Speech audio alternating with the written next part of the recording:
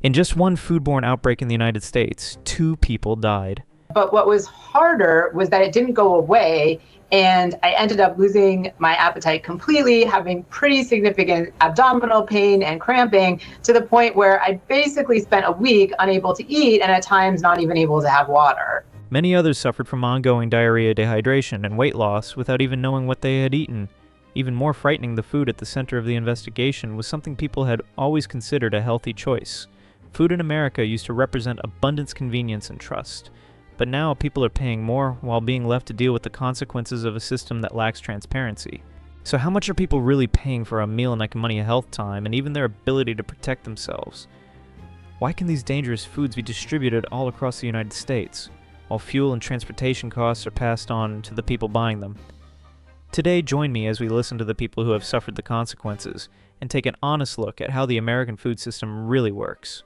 Do not skip this video before you or someone you love becomes the next person to pay the price for this food nightmare. 2 deaths, this is no longer just an upset stomach.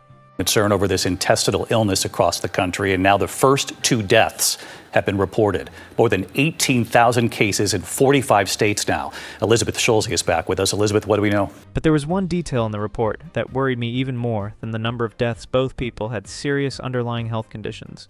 Hearing that a lot of people might think Cyclospora is only truly dangerous for people who are already weak, I see it the other way around. It means this risk is hitting the very group found in almost every family. It could be your parents living with heart disease, kidney disease, diabetes, or high blood pressure. It could be your spouse, or it could be you when your body no longer recovers as quickly as it used to. Cyclospora usually does not have a high death rate, but prolonged diarrhea can leave the body dehydrated and completely exhausted. For a healthy person, even a few days of that can turn everyday life upside down. For someone with an underlying health condition, things can get worse very quickly. Picture an older person living alone. They start feeling tired and dizzy. They do not feel like eating, but they still think it is just an upset stomach. They drink more water, lie down, and tell themselves they will feel better tomorrow. No one is there to notice that they are getting weaker. No one knows how much extra strain their kidneys, blood pressure, or heart are under. And that is the most painful part. An illness that usually does not kill people can still become the final blow to a body that has almost no strength left in reserve. But this needs to be made very clear. These 2 deaths do not mean that anyone who eats vegetables is at risk of dying. Based on the information currently available, all we can say is that their deaths were linked to the outbreak and that both people had serious underlying health conditions. We cannot conclude that lettuce directly caused the 2 deaths. Now look at this sentence. Cyclosporiasis is not a disease that only gets mentioned when it makes the news. It is one of the diseases that must be reported in 47 states, the District of Columbia, and New York City. That does not mean the current outbreak has spread to all of those places. It only shows that the disease has been included in an official monitoring and reporting system. And this is where I start to feel uncomfortable. If the disease already has a place in the system, if reporting procedures already exist, and if we already know which groups face the greatest danger, then how quickly are cases being identified? How long does it take for states to connect the information? Do people receive warnings before or after the product has already been eaten? While public health agencies treat this as an issue that needs to be taken seriously, part of the internet is focused on only one thing: weight loss. I know this may only be sarcasm, but that kind of joke shows what people are paying attention to and what they are ignoring. They see a body getting thinner. They do not see the days of diarrhea, dehydration, being unable to eat or drink normally, and the feeling of having their body slowly drained little by little. If I see one more person say they want to get Cyclospora because they want to lose weight, I swear to God. As somebody who has a gastrointestinal autoimmune disease that causes me to lose weight often because I'm sick, it's not cute or funny, guys. It's not cute or funny. And this is where the joke stops being harmless. Losing weight because your body cannot hold on to water and nutrients is not an achievement. It can come with muscle loss, exhaustion, and malnutrition. People only see the number on the scale. The body has to pay for everything else.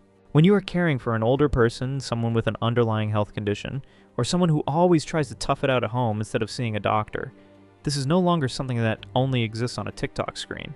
It can walk straight into your family. But what does Cyclospora actually do once it enters the body? Why do some people think they have recovered only for the symptoms to come back? And why can a bag of vegetables that has been thoroughly washed still make people sick?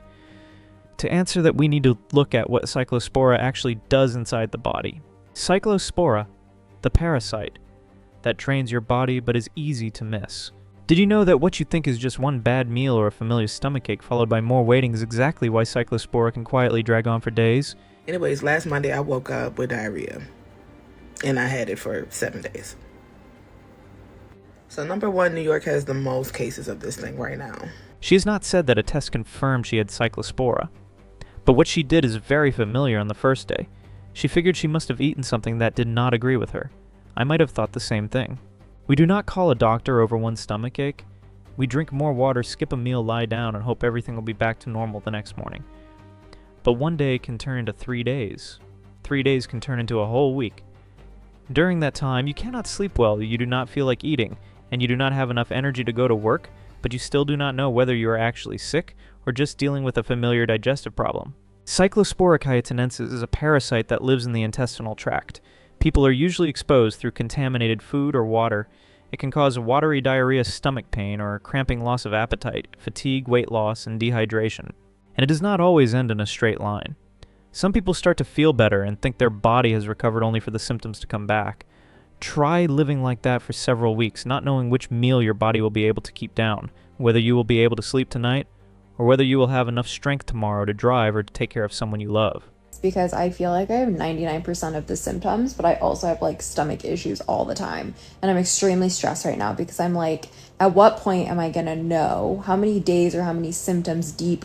What's the ratio of pain to no pain? Like, someone who has it or has had it, please give me in-depth details so I can know like whether or not in the next few days I need to go to the doctor or like, yeah, help.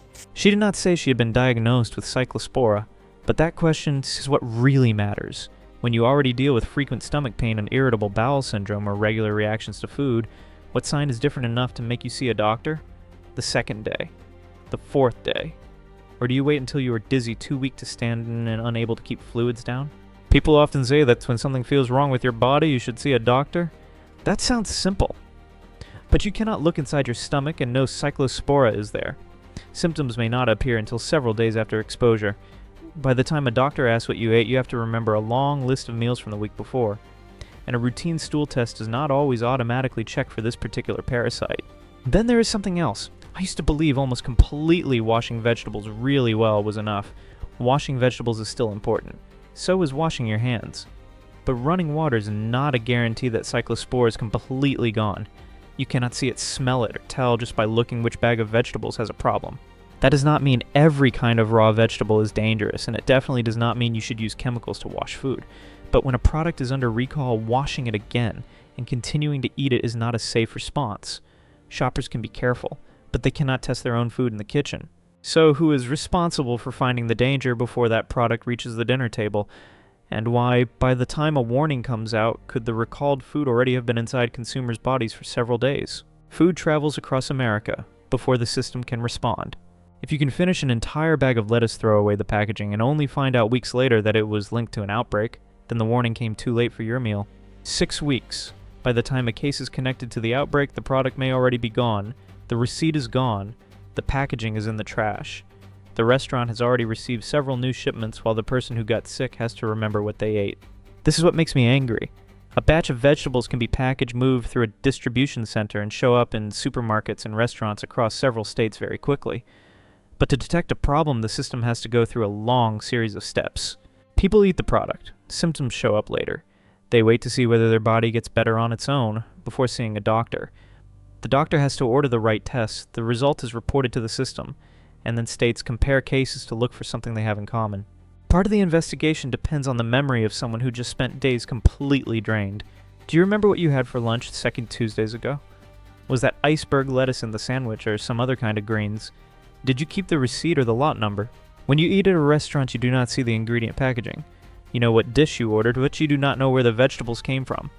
Health officials have to match your account with receipts, food orders, and shipping records, then trace everything back to the supplier. Meanwhile, the product keeps moving to other locations. The network is fast enough to distribute food across a wide area, but figuring out who got sick and where it came from can take weeks. The number of reported cases does not yet show the true scale of the outbreak. Mild symptoms cause many people to stay home. Cyclospora may not be included in the first round of testing. Even when there is a result, health officials still have to determine which cluster the case belongs to. so a state reporting fewer cases is not necessarily safer than another state. Michigan may stand out because it was hit harder, but it may also be because the state is better at detecting and reporting cases. The current data is not enough to draw a conclusion. So are low case numbers good news, or has the system simply not found everyone who got sick yet? Amna, the FDA said today that a lettuce sample from the company Taylor Farms that was initially reported as positive for Cyclospora was actually a false positive. The other day, shoppers heard that a lettuce sample had tested positive. Later, that result was corrected to a false positive, but the product was still recalled. What are you supposed to rely on when deciding whether to keep or throw away what is sitting in your refrigerator? An investigation does not depend on just one vegetable sample. Officials also look at what patients ate and where the products came from. A corrected test result does not erase the patterns found in patient data in the tracing process. Correcting a wrong result is necessary. The frustrating part is that people receive information in pieces but still have to make a decision right away. When testing investigation or reporting is limited, the warning comes later. By then, the product has already traveled a long way and fuel costs have followed it. And the same network that carries the problem across the country also adds a fuel cost to the price of food your family has to pay. Why can higher fuel prices in California make your meals more expensive? Because of rising costs, and he now has a Honda that still costs him about $60 to fill up. Another truck driver, Kirk Johnson, tells me that he has a newborn, a 1.5-year-old at home, and he's been spending more on gas than groceries. Also putting his dreams of owning a truck company on pause because of the rising costs. Before I talk about California seaports or diesel prices, remember one detail: Kirk is spending more on fuel than he is on food. When I heard that, something felt very wrong. He drives to bring goods to stores and other families. But to keep the truck running, he has to take more money from the same household where he is raising 2 very young children. His dream of starting his own company also has to be put on hold, not because he is not trying hard enough, but because his current job has become too expensive to keep going. You do not have to drive a truck to understand why this matters to you. When you have earned a paycheck, paid rent, insurance, food, and utilities, then looked at what was left and found less than you expected, you understand what it feels like to work steadily and still not move forward. And when a driver has to take money from his family's food budget just to keep the truck running, that cost cannot stay on his shoulders forever. A shows that diesel in California is clearly more expensive than the national average. You may be thinking, I do not live in California. But the product you buy does not necessarily begin its journey where you live. It may be unloaded at a California port, moved onto a truck or train, sent through a distribution warehouse, and only then arrive at the grocery store near your home. Not every product follows that route. But California is a major gateway for goods entering the United States. From the port to the store shelf, there is an entire network of trucks, railroads, distribution warehouses, cold storage facilities, stores, and restaurants. For fresh and frozen food, the journey costs even more. Vegetables, meat, milk, and frozen products have to be kept at the right temperature throughout transportation. Long-haul trucks run on diesel. Deliveries from warehouses to stores also use diesel. Some farm equipment depends on this fuel too. Every step adds another cost. Transportation costs may sound distant until you see what they really mean. The money Kirk pays at the pump, the cost of running cold storage, the surcharge on every truckload, and the money a business has to spend before it can sell the product. When diesel prices rise, trucking companies have to pay more. They may absorb the cost for a while. Distributors may accept lower profits. Stores may delay raising prices. But nobody can absorb a cost that shows up every day forever. Eventually, some of it gets added to the selling price. There's no line on your receipt that says California diesel. You just see that a bag of vegetables costs a little more, frozen food goes up by a few dozen cents, delivery fees rise, or a restaurant adds another $1 to a meal. $1 may not sound like much. But for retirees, families living on fixed incomes, or parents raising young children, the problem has never been just $1. It is $1 here, $2 there. And then at the end of the month, you wonder why your food budget has gone over the limit again.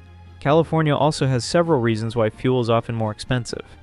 Their limited refining capacity, fewer pipeline connections to other regions, fuel taxes, environmental regulations, and changes in the international supply.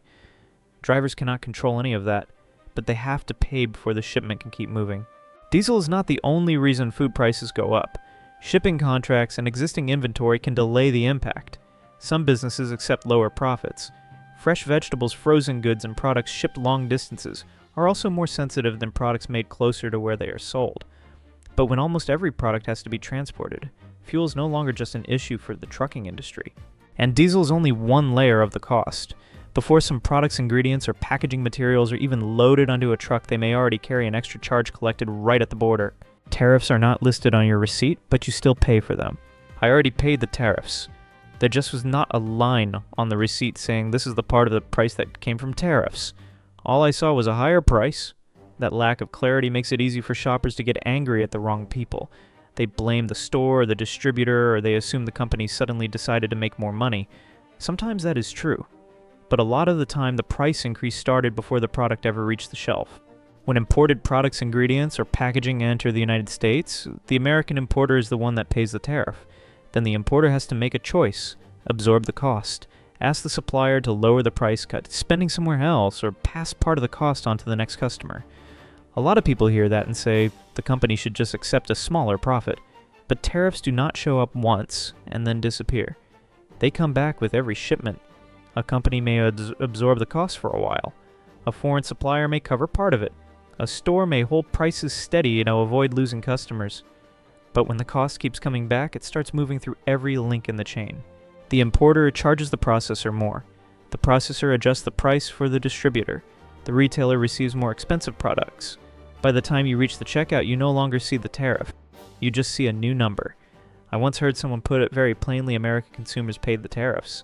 That is not completely wrong, but it needs to be more precise. Shoppers may pay a part of the cost, but not necessarily all of it. The rest may show up as lower profits, lower prices accepted by suppliers, or cuts to staffing, quality, and investment. The cost does not disappear. It is simply divided among more people. I also remember someone in Canada talking about the aluminum industry. Supplies that once went to the United States are now being redirected to Europe, where companies are signing longer-term contracts. This is aluminum, not food, but the way it works is worth paying attention to. A policy can change with a single decision, but once a supply chain has changed its customers' contracts and shipping routes, it may not come back right away. That means the cost of tariffs can sometimes last longer than the tariffs themselves. But not every price increase is a hidden tax. Tariffs are taxes collected at the border. Fuel taxes are included in the price of gasoline and diesel. Sales taxes depend on the state and the type of food. Shrinkflation means the package gets smaller while the price stays the same. Membership fees, delivery charges, and app prices are pricing methods, not taxes. The phrase inflation tax is simply a way of describing the loss of purchasing power. It is very important to tell these costs apart. When we put all of them under the word tax, we can get very angry without knowing who is collecting the money, who is passing the cost along, and which costs can actually be reduced. So when all of these forces push prices higher at the same time, who is ultimately responsible? Responsibility is divided, but the consequences fall on the buyer. At this point, I do not want to pick one name and place all the blame on that person. That would be easy. But it would also let every other part of the chain step out of the story too quickly. Producers and suppliers have to control water sources, soil sanitation, and the path of every shipment. When they find a risk, they have to report it early. But without evidence, I will not say they intentionally caused harm. Responsibility has to be determined through records procedures and when they first knew about the problem. Restaurants and stores cannot simply say that they are only the sellers either. They are the ones closest to customers. When a recall is issued, the product has to be taken off the shelves. The information has to be easy to find, and shoppers need help figuring out what they bought. Yes, they depend on notices from suppliers and government agencies, but once the warning arrives, a slow response is no longer just a matter of not having enough information. Public health agencies have a different responsibility. They have to receive reports, run tests, connect data across states, and trace the supply back to its source. I understand why they need to be careful. A mistaken recall can cause serious damage to a business. But people still have the right to ask, is that caution protecting them, or is it hiding the fact that the system does not have enough staff, enough data, or enough testing capacity? The same is true with prices. Drivers do not set diesel prices. Importers do not always pass the full cost of tariffs onto customers. Stores sometimes accept smaller profits to keep prices steady, but no one can absorb those costs forever. And when every part of the chain passes along a portion of the cost, the buyer is the one who gets the final bill. The government cannot stand on the sidelines either. Fuel taxes, trade policy, environmental rules, oversight budgets, and inspection capacity all come from public decisions. I am not saying that every rule that costs money is a bad rule. Many regulations protect public health and the environment, but good intentions are not enough. The way those rules are carried out also has to be fair. That is what bothers me. Most responsibility gets divided into such small pieces that everyone can say they only control one part, while the consequences all land on a family in trying to pay for food, medicine, and housing in the same month. Which part of the chain do you think should carry more responsibility, and why debate the decisions in the process and not the individuals? People cannot fix the entire system by themselves, but they can still protect themselves better when they know what to check and what evidence to keep. Do not throw away the packaging. Yet steps that could protect your family. After everything we have just seen, I do not think people can afford to place all their safety in a warning that arrives on time or a price that is always clearly explained. What is more practical is knowing what to keep before all the evidence disappears. When a recall notice comes out, do not just look at the product photo and guess. Check the label, lot, number of purchase date, and the place where you bought or ate the product. When the product is included in the recall, do not keep using it just because you washed it again. Follow the official instructions for handling it. Before throwing away the packaging, take a picture of the label. Keep the receipt when you still have it. Write down the date you ate the food and the name of the store or restaurant. These things may sound small, but several weeks later they could be the only information that helps your doctor or investigators figure out which product you were exposed to. Then pay attention to your body. Ongoing diarrhea, fatigue, weight loss, or signs of dehydration should not be ignored just because it first seems like a simple upset stomach. Older adults, people with underlying health conditions, and people with weakened immune systems need to be more careful. When you see a doctor, clearly mention the possibility of food exposure so the doctor can consider the right testing. The same goes for prices. Do not just look at the large number on the package. Compare the price per pound, ounce, or unit. Check whether the package has gotten smaller. Read your receipt right after paying. Compare the shelf price with the app price, the member price, and the price at checkout. Delivery fees, fuel surcharges, and promotions with conditions can all make the final amount very different from the price you first saw. And do not call every increase a tax. Figure out whether it is sales tax, a surcharge, shrinkflation, a conditional sale price, or a cost that was already built into the price. When there is a clear difference, photos and receipts are more useful than an argument at the checkout counter. I am also not going to simply tell people to shop somewhere else. Many people do not have that choice, but you can gradually compare 2 or 3 places, move a few food categories to a store that is more transparent, and share recall warnings with older family members. This checklist will not fix the entire system, but it can help you keep evidence to spot risks sooner and regain some control. Have you ever received a recall warning after your family had already finished the product? And which type of food has gone up the most where you live? America can offer some incredible food, but it can also expose people to risks and costs that are hard to see. Is the appeal built on variety and convenience, while the speed of distribution makes warnings slower and at prices harder to understand? Do you think the American food system is strong or fragile, and is public health being placed behind profit? When you have to choose between low prices, convenience, and transparency, which one matters most to you? Share your answer, because sometimes a real experience can help someone else recognize the problem sooner. And do not forget to subscribe to the channel. I will keep coming back with more stories about the cost of living, health, and everyday life in America.